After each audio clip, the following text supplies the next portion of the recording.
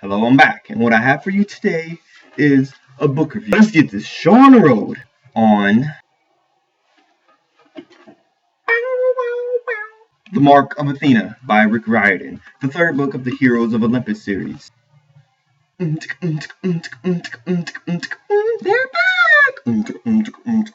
Percy! First of all, spoiler alert! Most likely, there will probably be spoilers, so if you haven't read the book, just might as well go to a different video right now, because you haven't read the book, you wouldn't. Well, I don't want to spoil it for anybody, but it's spoilers, so you've been warned. In The Mark of Athena, you pick up where you left off in the Sun of Neptune. The Argo 2 that has been put together by Leo in Bunker 9, they are making their way to the Roman camp, New Rome, or Camp Jupiter,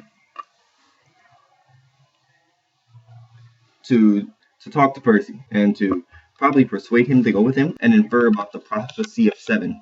So as they get there, there's a little bit of hostility between the Greeks and the Romans because they never actually got along in history. But things were going pretty smoothly until the Argo 2 started blasting New Rome to bits. After they blasted to bits, things just go haywire. All the 7 demigods, Leo, Annabeth, Percy, Jason, Piper, Hazel, and Frank, are on the Argo 2 in the search of the Mark of Athena. I love how Rick Riordan gave each demigod a moment to shine. At first I thought it was going to be kind of overwhelming having 7 demigods all in the same book. I thought it would have been really difficult to put the plot together with all different type of backgrounds, but he actually did it perfectly. The characters in this book are just so enjoyable and great.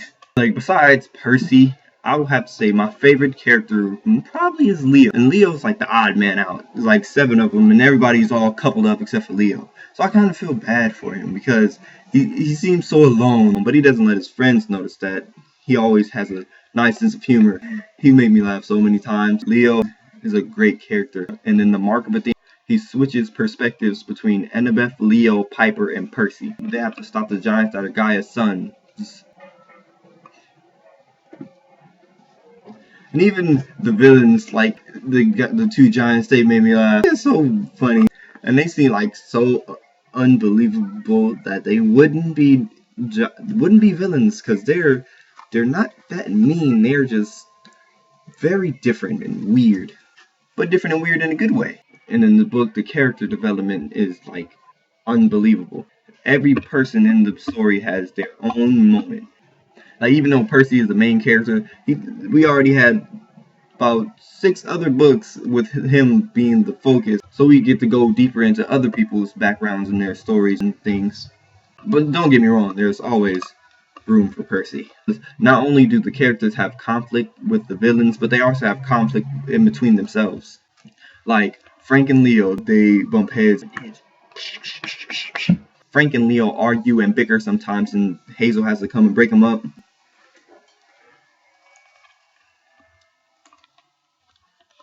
And it's crazy how Hazel recognizes Leo because he looks like Sammy, which is kind of Hazel's crush her in her first life in the 1940s. Leo is Sammy's grandson. Grandson?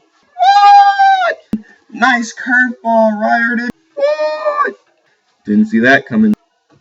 Yes, Leo is Sammy's grandson. Yeah, it took me by surprise. I was like, what? What?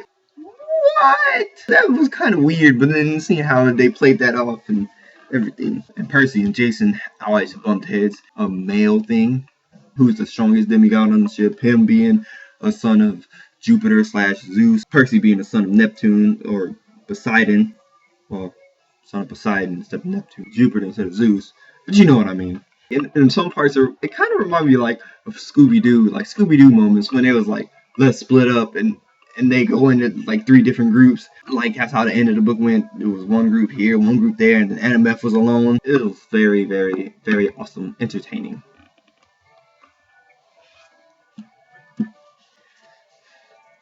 This book was just like breathtaking. It was awesome. I loved it.